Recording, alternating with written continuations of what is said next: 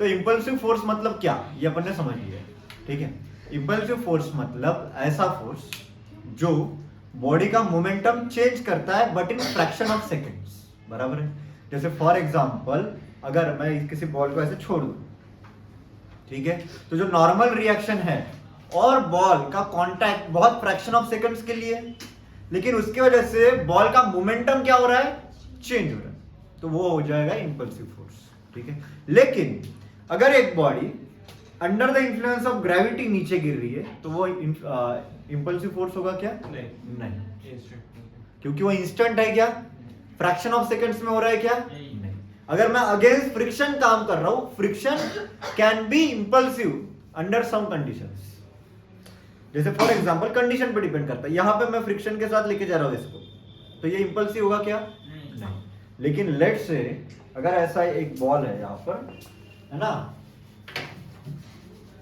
यहां पे भी फ्रिक्शन रहेगा, ठीक है, और जैसे यहां पे टकराया, ठीक है, और इसके ऊपर और एक बॉल टकराया, तो ये बॉल इसके ऊपर है बिकॉज ऑफ फ्रिक्शन, ठीक है, इसके ऊपर और एक बॉल आएगा तो वहां पे जो फ्रिक्शनल फोर्स काम करेगा वो इंपल्सिव इन नेचर होगा, ठीक है। तो इंपल्सिव मतलब समझ में आ रहा है अपने को, है ना। इंपल्सिव फोर्स मतलब क्या, जब कोई ऐसा फोर्स जो बॉडी का मोमेंटम चेंज करता है in fraction of seconds can be called as impulsive force. और एग्जांपल देता हूं, जैसे फॉर एग्जांपल स्ट्रिंग है, उसमें स्लैग है ना, ऐसे स्लैग है, एक बॉल है, मैंने यहाँ पे एक स्ट्रिंग ऐसे पकड़ लिया और यहां से बॉल को छोड़ दिया, एक पॉइंट आएगा जब तो पट से पूरा स्ट्रेट हो जाएगा और वापस रिवर्ट करेगा, होगा कि नहीं होगा, अरे होगा ना। तो अबे अचानक से टेंशन डेवलप हो जाएगा, वो टेंशन फ्रैक्शन ऑफ सेकंड्स के लिए कि कंटिन्यूअसली है, मतलब समझो ना, ये ऐसा एक ऐसा मैंने बॉल लगा दिया, पहले रस्सी टाइट नहीं है और अचानक अंडर ग्रेविटी वो पूरा ऐसे टाइट हो गया और वापस फिर ऐसे हो रहा है, बराबर है। तो यहाँ पे जो इंपल्स लगा ये क्या है, यहाँ पे जो इंपल्सिव फोर्स है that is due to tension, है ना। तो ये टेंशन भी अंडर सम कंडीशंस क्या होगा, इंपल्सिव इन नेचर, ठीक है। तो ऐसा कंडीशंस पर डिपेंड करता है, लेकिन जो कंजर्वेटिव फोर्सेस होते हैं जैसे ग्रेविटी हो गया, इलेक्ट्रोस्टैटिक फोर्स हो गया, है ना, इवन स्प्रिंग का जो फोर्स है ना, तो इलास्टिक फोर्स जो है, तो ये सारे इंपल्सिव फोर्स नहीं, they are not impulsive in nature, ठीक है। तो किसी भी इंपल्सिव फोर्स की वजह से बॉडी का, देखो इंपल्सिव फोर्स हमारे लिए उस सिस्टम का इंटरनल फोर्स रहेगा कि नहीं रहेगा, और अगर इंपल्सिव इंटरनल फोर्स है और कोई भी एक्सटर्नल फोर्स नहीं है तो हमारे बॉडी का पूरे सिस्टम का मोमेंटम जो है वो क्या रहेगा, कंजर्व। तो कोलिजन में सबसे पहली और मोस्ट इंपॉर्टेंट चीज ये है कि लीनियर मोमेंटम क्या रहेगा हमेशा, अरे हमेशा क्या रहेगा, कंजर्व। कोलिजन में हमेशा लीनियर मोमेंटम क्या रहेगा, कंजर्व। हमेशा तुमको लीनियर मोमेंटम क्या करना है, कंजर्व, ठीक है। अब कोलिजन होगा क्या, collision will be, it will be just, ध्यान देना अच्छे से, कोलिजन विल बी, बराबर देखना डेफिनेशन की तरफ, redistribution of linear momentum. It is just redistribution of linear momentum, है ना। मतलब फॉर एग्जांपल जैसे अभी ये बॉल आ रहा है, ठीक है, किसी एक स्पीड से आएगा, इसके आगे और एक बॉल रहेगा, वो उस बॉल को स्ट्राइक होगा, वापस चला जाएगा, ये बॉल आगे जाएगा, होगा कि नहीं होगा, ऐसा ही कुछ होगा, है ना। तो जैसे फॉर एग्जांपल ये एक बॉल आ रहा है ऐसा, एक दूसरा बॉल, ये बॉल u2 वेलोसिटी से इधर जा रहा है, ये बॉल u1 वेलोसिटी से इधर जा रहा है, दिख रहा है क्या तुमको, है ना। तो अगर सबसे पहली चीज, अगर कोलिजन, और ये दोनों इंपल्सिव फोर्सेस के वजह से कहीं तो भी इंपल्सिव फोर्स लगा वहां पे आगे पहले, है ना, ये सिचुएशन होने के पहले कहीं तो इंपल्सिव फोर्स लगा, इसकी वजह से दोनों ने ऐसा u2 और u1 वेलोसिटी से चलना चालू किया, ठीक है। इसका मास है m1, इसका मास है m2, ठीक है ना। तो मुझे बताओ अगर ये कोलिजन होना चाहिए तो कौन सी वेलोसिटी ज्यादा होनी चाहिए, कौन सी वेलोसिटी ज्यादा रहेगी तब जाके कोलिजन होगा, u1 should be greater then u2, नहीं तो कोलिजन होगा क्या, u1 should be greater then u2, बराबर है। तब जाके यहाँ पे कहीं तो ये दोनों कोलाइड होंगे कि नहीं होंगे? बराबर है, कोलाइड होंगे तो यहां से एक नॉर्मल रिएक्शन इधर से लगेगा इस सरफेस पे, और यहां से भी एक नॉर्मल रिएक्शन लगेगा, ठीक है। और ये नॉर्मल रिएक्शन किसका काम करेंगे? इंपल्सिव फोर्स का काम करेंगे। यहाँ पे ये एक्चुअल में एक्सटर्नल फोर्सेस है क्या सिस्टम के? नहीं, ये तो इंपल्सिव फोर्सेस है, इक्वल एंड अपोजिट रहेंगे। उसके वजह से देयर आर चांसेस कि अगर ये बॉडी, देखो बॉडी इलास्टिक होना मतलब क्या बताता हूं मैं, इलास्टिक होना मतलब क्या, जैसे अब ये बॉल है, ठीक है, मैं इसको ऐसे प्रेस किया तो बॉल का साइज चेंज हुआ क्या? देखो बराबर, थोड़ा सा मैं इसको ऐसे प्रेस कर रहा हूं तो बॉल का साइज चेंज हो रहा है क्या? हो रहा है। अब मैं इसको छोड़ देता हूं तो बॉल ने क्या किया? वापस अपना साइज क्या किया? रीगेन किया। तो मैं ऐसा बोल सकता हूं कि this material is more elastic. लेकिन अगर मिट्टी का बॉल होता तो नहीं कर पाता। तो मिट्टी का बॉल इलास्टिक है क्या? फिर नहीं। Elasticity is the property of material to regain its size और shape after the removal of external force. ये डेफिनेशन, ठीक है। अगर मैंने एक्सटर्नल फोर्स लगा तो ऑब्वियसली डिफॉर्मेशन तो होगा, बराबर है। अगर मैंने एक्सटर्नल फोर्स निकाल दिया तो क्या होगा? वापस डिफॉर्मेशन। तो यहां पे भी वही हो रहा है। यहां पे क्या हो रहा है? डिफॉर्मेशन हो रहा है और बाद में क्या हो रहा है? रिफॉर्मेशन, बराबर है, ठीक है। अगर ध्यान देना अच्छे से, यहां से ये आए, दोनों को टकराए, इसके वजह से इसका शेप थोड़ा चेंज हो गया दोनों का। जब टकराएंगे तब थोड़ा बहुत तो माइक्रोस्कोपिक लेवल पे चेंज होगा ना, ठीक है। और जब वापस सेपरेट होंगे फिर कोलिजन के बाद, अरे वापस सेपरेट होंगे कि नहीं होंगे, है ना, वापस सेपरेट हो गए। लेट से ये v1 वेलोसिटी से हो गया और ये v2 वेलोसिटी से हो गया, m1 m2, ठीक है। अब देखना बराबर है। इसमें सबसे पहले तो मैं 3 तुमको टाइप बता रहा हूं क्या होता है ना। ये आए, कोलिजन हुआ, थोड़ा डिफॉर्मेशन हुआ, लेकिन जैसे ही सेपरेट हुए वापस उन्होंने अपना साइज एंड शेप गेन कर लिया। वापस उन्होंने क्या किया? अपना साइज एंड शेप गेन कर लिया। इसका ही मतलब ये है, ध्यान देना अच्छे से, क्या होता क्या है। देखो ये दोनों भी काइनेटिक एनर्जी से आ रहे हैं, आ रहे कि नहीं आ रहे, है ना। यहां पे आने के बाद ये डिफॉर्मेशन के लिए थोड़ी उनकी पोटेंशियल एनर्जी खर्च हो रही है कि नहीं हो रही है। और अगर सेपरेशन के बाद वापस वो पोटेंशियल एनर्जी, जैसे स्प्रिंग में होता है, स्प्रिंग में पहले डिफॉर्म होता है, अरे होता है कि नहीं? जैसे ही मैं इसको प्रेस करता हूं तो स्प्रिंग में क्या होता है? डिफॉर्मेशन होता है। ये डिफॉर्मेशन किसके फॉर्म में स्टोर हो जाता है? स्प्रिंग के पोटेंशियल एनर्जी के फॉर्म में। लेकिन जैसे ही मैं यहाँ पे एक्सटर्नल फोर्स निकाल दिया, वापस क्या होता है? रिफॉर्मेशन हो जाता है, वापस रिगेन कर लेता है अपनी नेचुरल लेंथ। मतलब उसकी पोटेंशियल एनर्जी किसमें कन्वर्ट हो जाती है? Kinetic energy. तो ऐसे मटेरियल्स जिसमें ये थोड़ा भी डिफॉर्मेशन यहाँ पे हुआ, थोड़ा सा यहाँ पे डिफॉर्मेशन हुआ, लेकिन वापस वो रिगेन कर लेता है, वो पोटेंशियल एनर्जी काइनेटिक एनर्जी में वापस ट्रांसफर कर देता है। इसका ही मतलब ऐसे मटेरियल्स जिसमें ऐसे टाइप के कोलिजन जिसमें इनिशियल काइनेटिक एनर्जी सिस्टम की, इसकी इनिशियल काइनेटिक एनर्जी कितनी रहेगी? Half m1 u1 square plus half m2 u2 square. अब बराबर देखना मैं क्या बोलूं। लेट से इसके बाद पहले 10 जूल एनर्जी थी, इसके बाद भी 12 जूल एनर्जी, ठीक है। ये दोनों यहाँ पे आए, कोलाइड हुए। कोलाइड होने की वजह से यहाँ पे जब कोलाइड हुए तो थोड़ा बहुत तो डिफॉर्मेशन होगा, है ना, क्योंकि एक्सटर्नल फोर्स है तो ऑब्वियसली कोई भी मटेरियल डिफॉर्म होगा ही। बस अलग अलग मटेरियल का जो फोर्स है वो अलग अलग रहेगा, लेकिन एट सम पॉइंट हर एक मटेरियल डिफॉर्म होता है, ठीक है। तो वो डिफॉर्म में कुछ एनर्जी चली जाएगी, वो पोटेंशियल एनर्जी में कन्वर्ट हो जाएगी, और जैसे ही ये सेपरेट हुए वापस उनकी काइनेटिक एनर्जी क्या रहेगी? कंजर्व। अगर ऐसा हो रहा है, लेट से इसकी, चलो मुझे ये बता दो, फाइनल काइनेटिक एनर्जी कितनी रहेगी? Half m1 v1 square half m2 v2। अगर initial kinetic energy of system is equal to final kinetic energy, जो काइनेटिक एनर्जी यहां पे थी सिस्टम में, वही काइनेटिक एनर्जी कोलिजन का पूरा ये जो मूवी है ये होने के बाद भी वैसा ही रह रहा है। मतलब इसका ही मतलब ये है कि कोई भी पोटेंशियल एनर्जी जो तुम्हारे बॉडीज है उसके शेप को डिफॉर्म करने में वेस्ट नहीं हुई। समझ में आ रहा है क्या? नहीं तो डिफॉर्म करने में क्या हो जाएगी तुम्हारी एनर्जी, कुछ वेस्ट हो जाएगी। लेकिन ये किस पे डिपेंड करता है रे, ये डिपेंड करता है मटेरियल पे प्योर। प्योर तुमने मटेरियल कौन सा यूज किया, मटेरियल के साइज शेप पे डिपेंड नहीं करता है, मटेरियल पे डिपेंड करता है। कुछ ऐसे मटेरियल्स होंगे जिसमें कुछ पोटेंशियल एनर्जी उसके डिफॉर्मेशन में खर्च हो जाएगी, राइट है। कुछ ऐसे होंगे जिसमें डिफॉर्म नहीं होगा, और अगर डिफॉर्म नहीं होगा तो उसमें पोटेंशियल एनर्जी खर्च होगी क्या, नहीं होगी। मतलब तुम्हारे पास जितनी काइनेटिक एनर्जी रहेगी उतनी क्या रहेगी, इनिशियल काइनेटिक एनर्जी रहेगी उतनी क्या रहेगी, फाइनल रहेगी। और अगर ऐसा हो रहा है तुम्हारे कोलिजन के केस में, तो वो कोलिजन कहलाएगा प्योरली इलास्टिक कोलिजन। समझ में आया क्या, वो क्या कहलाएगा, प्योरली इलास्टिक। अब तुमको और एक चीज एक्स्ट्रा पॉइंट बता देता हूँ, ये पूरे कोर्स ऑफ हैपनिंग में एक चीज हमेशा कांस्टेंट है।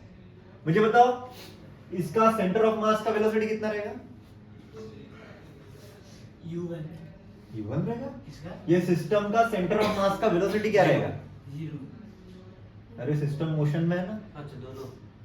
तो इसका सेंटर ऑफ मास का वेलोसिटी क्या होता है, वेलोसिटी क्या होता है सेंटर ऑफ मास का, velocity of centre of mass क्या होता है, m1 u1 plus m2 u2 upon. मुझे बताओ यहाँ पे ये हुआ, फिर कोलिजन हुआ, फिर वापस गए, इन पूरे चीज होने में F एक्सटर्नल कुछ था क्या, F एक्सटर्नल क्या था, तो फिर सेंटर ऑफ मास अपनी वेलोसिटी चेंज होगी क्या, अगर F एक्सटर्नल 0 है तो सेंटर ऑफ मास की वेलोसिटी चेंज होगी क्या। यहाँ पे सिस्टम, यहाँ पे आके बता दो मुझे velocity of centre of mass कितनी है, m1 v1 plus m2 v2 upon m1 plus. मुझे बताओ इन पूरे कोर्स ऑफ ड्यूरेशन में ये सब कुछ होने में सेंटर ऑफ मास की वेलोसिटी चेंज होगी क्या, नहीं हो। And this is conservation of linear momentum. लेकिन हो क्या रहा है फिर, लीनियर मोमेंटम बस रीडिस्ट्रीब्यूट हो रहा है। क्या हो रहा है, रीडिस्ट्रीब्यूट। चेंज हो रहा है क्या लीनियर मोमेंटम सिस्टम का, नहीं, बस रीडिस्ट्रीब्यूशन हो रहा है, और इसीलिए अपन इसको कोलिजन बोलते हैं। और क्यों हो रहा है, because of some impulsive force. कहां पे लग रहा है, यहां पे लग रहा है। समझ में आ रहा है, यहां से यहां तक की स्टोरी, यहां से यहां तक की स्टोरी को मैं क्या बोलता हूं, डिफॉर्मेशन, बराबर है। और यहां से यहां तक की स्टोरी को मैं क्या बोलता हूं, डिफॉर्मेशन, बराबर है, ठीक है। और डिफॉर्मेशन और रिफॉर्मेशन, मतलब डिफॉर्मेशन में जितनी पोटेंशियल एनर्जी प्लस गई और रिफॉर्मेशन में उतनी ही पोटेंशियल एनर्जी वापस आई, तो तुम्हारा सिस्टम में जो कोलिजन है वो इलास्टिक कोलिजन, ऐसे समझ लेना, ठीक है। दूसरा, अगर ध्यान देना अच्छे से, अगर यहां पे आए, कोलाइड हुए एक दूसरे से, लेकिन वापस ऐसा शेप रिगेन नहीं कर पाए, ये केस 1 हो गया। मैं दूसरा बताता हूं यहीं पे, केस 2, वापस ये शेप रिगेन नहीं कर पाए, मतलब वापस ये थोड़ा है ना, ये थोड़ा ऐसा डिस्टॉर्ट हो गया, शायद थोड़ा सा बल्ज हो गया, हो सकता है ना, पॉसिबल है ना ऐसा कि शेप रिगेन नहीं कर पाए बॉडीज, और ये थोड़ा ना ऐसा हो गया। इतना नहीं होता है, ये तो बहुत, मैं जस्ट तुमको एक्सप्लेन करने के लिए बोल रहा हूं, इतना तो नहीं होता है, ठीक है। तो अगर ऐसा हो गया तो मुझे बताओ यहां पे कुछ एनर्जी,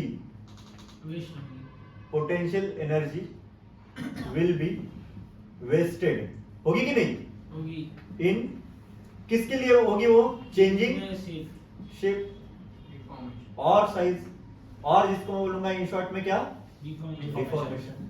और इसी की वजह से सिस्टम की काइनेटिक एनर्जी और फाइनल काइनेटिक एनर्जी और इनिशियल काइनेटिक एनर्जी सेम रहेगी क्या, कौन सी ज्यादा रहेगी, इनिशियल की फाइनल, इनिशियल, क्योंकि यहाँ पे 10 जूल थी, 12 जूल थी, 2 जूल तो इधर ही खर्च हो गई डिफॉर्मेशन में, तो फाइनल काइनेटिक एनर्जी इक्वल रहेगी क्या, तो initial kinetic energy will be greater than final kinetic energy, और उसको ही हम बोलेंगे इन इलास्टिक कोलिजन। कौन सा कोलिजन बोलेंगे रे इसको, इलास्टिक कोलिजन, बराबर। अब तुमको आगे मैं बताऊंगा इलास्टिक कोलिजन में जो इसेंट्रिसिटी रहती है, ई, ठीक है, जिसको अपन बोलते हैं कोएफिशिएंट ऑफ रेस्टिट्यूशन।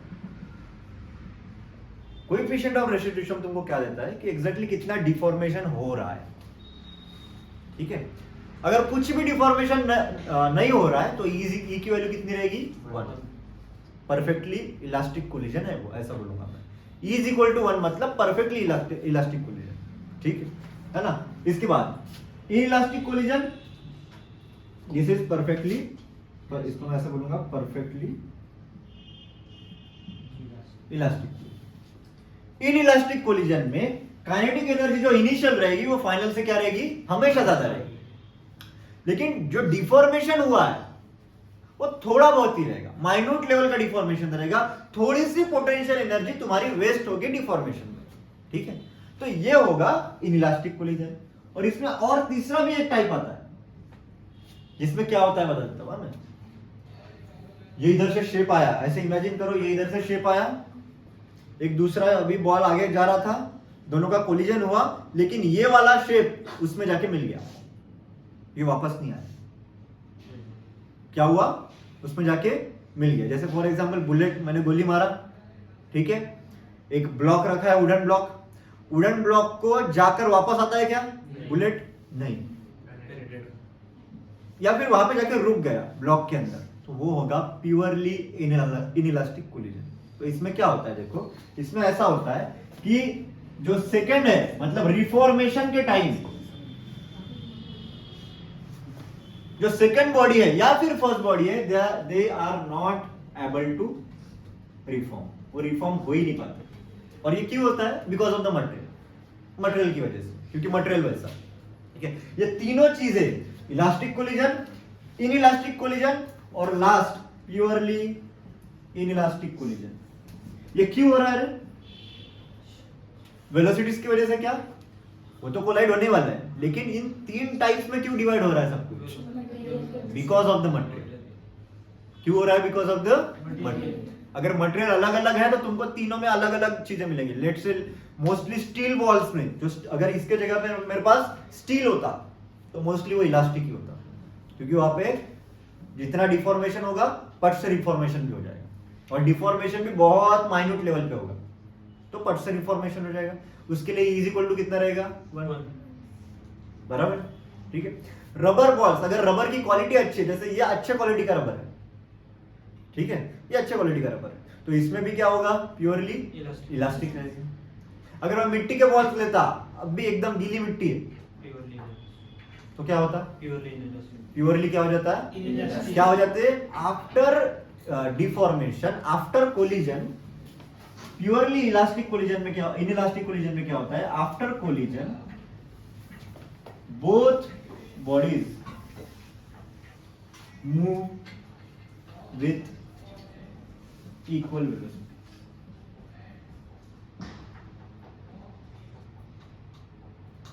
ठीक है, तो ये हो गया प्योरली इनइलास्टिक कोलिजन, और इसके लिए कोएफिशिएंट ऑफ रेस्टिट्यूशन क्या रहती है, 0। समझ में आया क्या। तो तीन अपन टाइप कर लेंगे नॉर्मली, यहां पे ऐसे याद रखना, प्योरली इलास्टिक के लिए कोएफिशिएंट ऑफ रेस्टिट्यूशन कितना होता है, 1।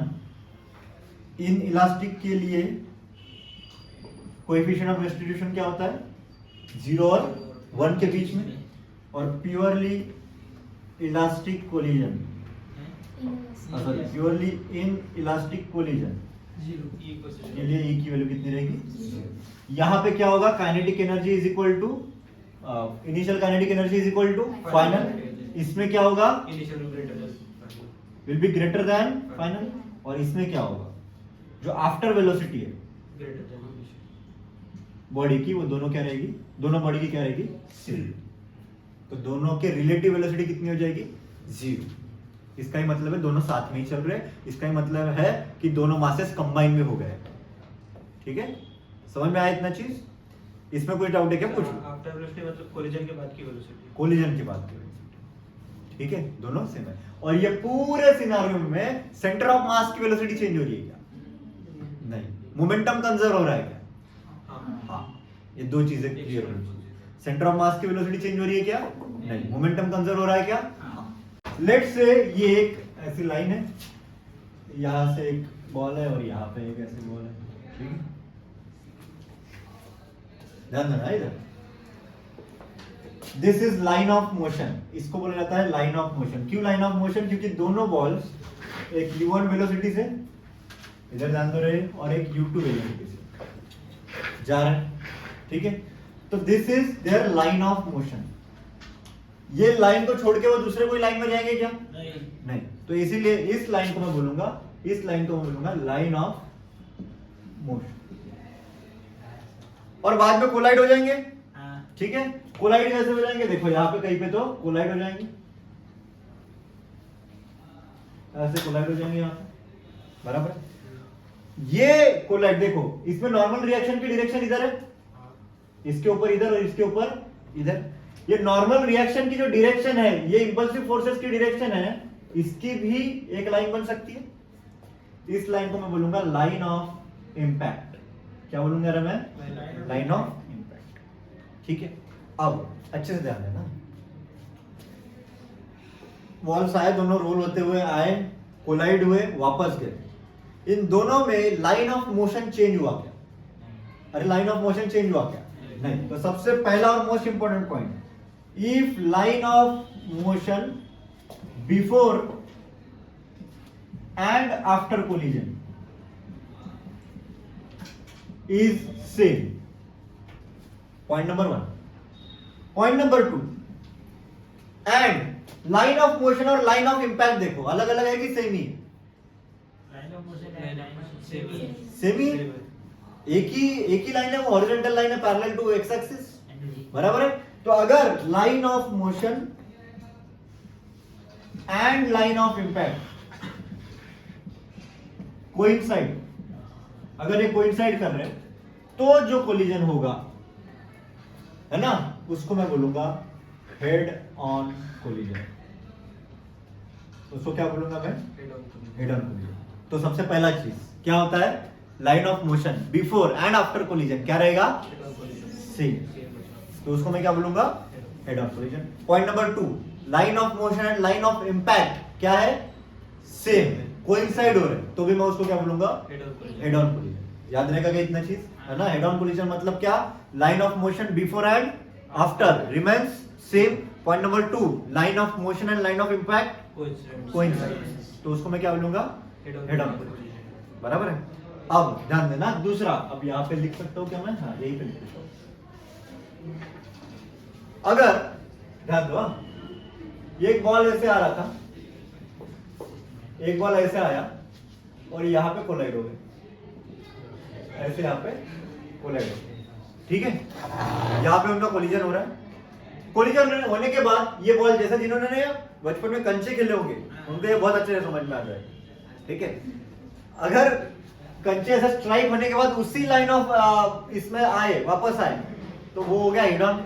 लेकिन अगर कंचों की डायरेक्शन चेंज हो गई, ये इधर स्ट्राइक होके ये इधर गया, ये इधर गया, और ये इधर स्ट्राइक होके इधर गया, लेकिन लाइन ऑफ इंपैक्ट क्या है? देखो, ये तेरा लाइन ऑफ इंपैक्ट है ना, ये है तुम्हारा लाइन ऑफ इंपैक्ट, ये हो गया तुम्हारा क्या? Line of impact. और ये था इनिशियल लाइन ऑफ मोशन, इधर था, बाद में किधर गया? इधर। ये इधर से आया और बाद में किधर गया? इधर। तो मुझे बताओ, लाइन ऑफ मोशन चेंज हुआ कि नहीं हुआ? हुआ। Line of motion before and after is different, और इसीलिए इसको अपन बोलते हैं ऑब्लिक कोलिजन। क्या बोलेंगे इसको अपन? ऑब्लिक। दो type depending on line of motion and line of impact. अगर दोनों कोइंसाइड होते हैं तो अपन उसको बोलते हैं हेड ऑन कोलिजन, और ऑब्लिक कब? जब line of motion before and after is different and line of motion is not coinciding with line of impact, तो उसको अपन ऑब्लिक कोलिजन बोलेंगे। मतलब इसका बिल्कुल अपोजिट, है ना। क्या बोलेंगे अपन? पहला पॉइंट क्या बोलेंगे रे? Line of motion before and after are different, और दूसरा चीज line of motion and line of impact, इसको मैं बोलूंगा डू नॉट कोइंसाइड। और लाइन ऑफ इंपैक्ट कैसे निकाला मैंने? Depending on the normal reaction. यहां भी हो रहे हैं ना कोलाइड, तो ये नॉर्मल रिएक्शन लेंगे, तो इनकी जो लाइन है इसको अपन बोलेंगे लाइन ऑफ मोशन। चलेगा इतना चीज?